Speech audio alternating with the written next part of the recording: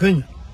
warabye principal ngali mu America mu lukungana nakuba aberimbise mu struggle yabadde agamba bani sajja mugezi nnyo yabadde ategeeza Lumbuye yalesimani Lumbuye n'akabinja ke sisobola kikiriza nti ategeeza Lumbuye andi atasobola kitegeeza kubanga Lumbuye ne yali wano wanga agize ngaabuze babani ampostinga kwali kwekaza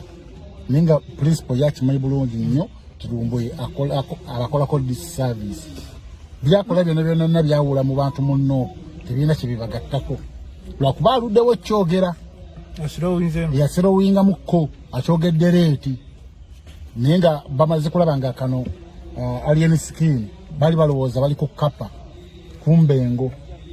tubamaze okulaba nga abalemeredde ne bagamba owaayi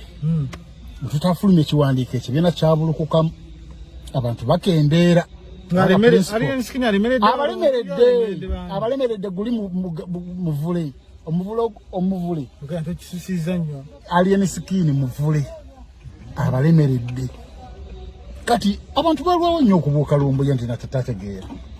nze olunaku Lumbuye lwe yayogera statement egamba nti yasindise drone mu State House meeting yabaddemu abantu basatu Museveni Muhoozi. A'udhu billahi minash shaitani rajim. Bismillahir rahmanir rahim. Assalamu alaikum wa rahmatullahi wa barakatuhu. Nze Haji Kabogoza omusomi w'edduwa ntereza ensonga z'amaka ebyenfuna n'endwadde ezitategeerekeka. Haji Kabogoza omusomi w'edduwa nsiŋŋaanibwa Ekitigoma ku Lwejjinja. Bw'obanga otuuse Ekitigoma mu town ku stage osobola okuba ku nnamba z'essimu ezo z'olaba zitambula. Gwe wenna ali ewala oyinza okuyita ku mukutu gwaffe ogwa WhatsApp ku layini eyo eya MTN obudde bwonna mbeerako. Muhoozi ne Janet kati Lumbuye yaba yabitegedde atya kati abantu awo olina ofuminkiririza ogambe bwe n'otegeera abantu abasatu abo kye bayogedde awo ne wenategeerera nti omusajja oyo obutaba na matu kiyina engeri gye kimukosa mpozi twali tusoma bagamba nti 5 senses of the body bakyogera nga batya andi mwa basoma amaaso ennyindo omumwa amatu kati oba obulako kimu nga kwebyo obulako kimu kitegeeza era nti nno oba obwongo buba tebukola bulungi oba ayitako dda kati waliwo Governor S. Yes, Governor S ne Lumbuye. Ate Governor S atayingiriramu wa. Andi Governor S y'omu ku badde bagamba nga agenda n'ayogera n'enduusi ne zimuyika ebyovu ne biyita esayidi ne sayidi mu malevu ne biyika mu malevu n'agamba nze ndi wa ku mazima nze nfiira ku mazima nze. Governor S talina kyagamba struggle. Abantu bomwene mwenna abajjukira kugwe kati nze nkunnyonnyola ndi mugezi kusinga. Governor S abazze bamugoberera obulungi yavaako mu Nuupu n'agenda ku Queen Alem n'alumbako ne wa Museveni. Governor S lwakuba nti alina ebisiraani alinamuko ku bisiraani buli byakola byonna bigwa butaka nga yagenda wa Museveni mfa kyofunayo esente yafunayo $5,000 g'amafuta ate n'emmotoka gye bamweredemu amafuta si ye gy'agendedde. Kiba kisiraani omukulembeze gwanga agaba sente nga ki n'akuwa $5,000 ekisiraani ekirala nkikubuulire yafumbirwa omukazi yafumbirwa omukazi wa myaka 9 omuzungu ku kisiraani kyayina tati yamufunamu yamaliriza bamututteko ono yalina n'envunza gwe bayitangambye yafuna chance n'afuna omukazi ng'ali kumpi na kufa ate bangamba n'omukazi aleka yafa n'okufa ng'omukazi bw'omutuuzako obulungi amanyi ekisajja nga g'olina alina kufa n'otwala bya bugagga tiyamufunamu asikuwulira nga bakuwaana wano ku masimu Governor S ku kirali kyalina n'oyo omukazi yali mumufunamu yamaliriza bamututte nga mumututteko omanyi bw'osinzirira nti oli musajja towera akututteko omukazi afaanana atya Azizi omuguwe eddalo ate yamutwalako omukazi gwe n'ofumbirwa nnyoko kati oyo agamba atya munno essaawa zino nti yalumirirwa ennyo struggle yalemererwa dda ali bweru naye yalemererwa dda feriya ye muntu ekaiko omuyimbi gwe mmanyi eyafuna erinnya nga alifunye naye nga si mu buyimbi ng'ate alifunye mu kufumbirwa bakadde nakufuna erinnya nti Governor S. Ye muyimbi amaze ebbaga ku nsi nga tebamubuukingangako nti Governor S ogenda kuyimbira sente mmeka yava mu music nga tabuukingiddwako ye muntu eyayimba ennyimba ne zigana okuva ewuwe nizikomewe mu kisenge nazuuliriza n'oyo mukazi we omuzungu wo mukadde taina we yagala bikiddeko nga muyimbi ngate ne kolabo ez'amaanyi yazifuna nga bangamba nti yakola kolabo ne Chameleone kale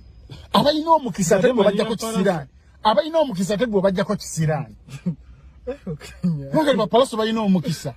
yate yabajjako kisiraani kati yali mugamba abantu muje wa struggle wa nupu nnyo era n'avuma abantu abavuma Bobi Wine ng'ate yakyukako nga ne kooti yennyini nyini omuntu yenna yagwako ku ddalu naye yakyusa ku ddiini tebakkiriza kwa bujulizi mu kooti kati yakyukako n'agenda kwa Museveni ng'agenda kuwalayo ssente olw'ebisiraani bye sente ne zigaana aliweero ne watumusinga n'okuba obulungi mufo ky'okubeera ku mpapula ze afune obutuuzi ali mu kunonooza bimutamukwatako buli saa kussaako ssimu tonna bafuna butuuzi ali kati ayina n'okwepanga n'emirimu egiriyo tayagala nagikola ng'okusaawo okulabirira abazeeyi ate nga bakadde yandi balabiridde bulungi kubanga n'oli gwe yayina akola sebo akola ate akola mulimu ki ayina emirimu gye atalina na butuuze naawe ne Lumbuye nyini talina mulimu bonna nga abasanira abantu ku struggle tebalina mirimu ne Lumbuye talina mulimu ogamba otandi no walaba meeting ya Museveni kati okumanya Lumbuye yatenja mu balanga omugezi ntwale abamwogerako abamuwuliriza nti be basiru gwe bw'otekawo essimu yo no scrolling nga nosanga Lumbuye no stopping omuwulire ate gwe atategeera kashiriza Lumbuye ye mugezi niye abamuwuliriza era nzo olunaku lwempulira ku Lumbuye oli amala kumpereza kalinki n'agamba waayo yayogeddeyo ekyobusiru ekirala nti Museveni ne Janet ne Muhoozi bayogera ye n'ayogera ebibadde mu meeting yaabwe abasatu ayinza oba ayina kamera nsobe ngamba musajja ayina drone ayina nsowera nsowera zizunga buzuzi babani ndaba mugezi nnyo okwedistancinga kwabo abasajja bamwononera struggle bali mu kuyuzaamu bawagizi be okitegedde bulungi bali mu kuyuzaamu struggle oyo Lumbuye yali yakuba dda struggle naye nga tebakitegeera abagezi gaffe tukitegeera ti Lumbuye yakuba struggle gwe nolaba ku climax ya campaign abantu bali mukuba campaign n'ogamba nti Bobi Yanga mbegira nnyo Bobi Yanga n'agamba era wajja kugunja ku office za Nuupu mu mugobeewo n'eniggo Lumbuye n'agamba seegirinya mbega abantu abatambulira ku Bobi Wine era Bobi Wine yagambye abo tebanjagala yakakyatula kati ng'omugezi lwakuba naye aluddewo era nayogedde mu video yange eziwedde nti Bobi Wine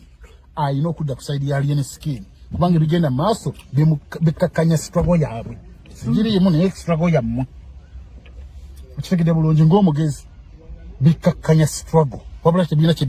bigattako Lumbuye najja neyeetegeka ati n'omutwe gwe ogutalina matu anti nange nyina omutwe munene kati ate ye ogugwa tegulina matu gange togalaba ne Lumbuye wayambala galumindi abakufaananira ddala Lumbuye ate ye tategeera tuddamu kungeraganya na kintu kubane wotunawo ti mu kamera bukenye amatu watoyina kati ntuno gye togalaba sigalaba mwe mugalaba nagambe musajja gwe naawe ogenda kusiriwalira ddala kati tojjaako nnyoko